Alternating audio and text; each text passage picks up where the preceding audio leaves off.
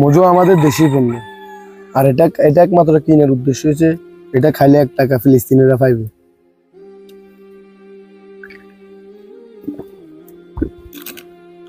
যাক, একটা মোজো খাইলাম, ফিলিস্তিনের পাশেও দাঁড়াইলাম, 1 টাকা দিয়ে সাহায্য করলাম। আচ্ছা ভাই, এটা কি আপনারা খাইছেন? জি ভাই, এটা তো শুধু খাই না, এটা খাইছি আবার ফিলিস্তিনের পাশেও দাঁড়াইছি ভাই। কিভাবে ভাই? ভাই দোকান থেকে যদি একটা মোজো কিনে হ্যাঁ। 1 টাকা ফিলিস্তিনের পক্ষে। না ভাই, এটা তো আপনারা জানেন না, এটা আসল সত্য ঘটনা কি জানেন না। বলেন, সত্য কথা? এটা এটা নিয়মে ভাই। কিনলে ভাই কিনলে 1 টাকা যাবে এটা না, এটাতে ভাই লেখা আছে স্ক্যান করতে হবে আপনাকে।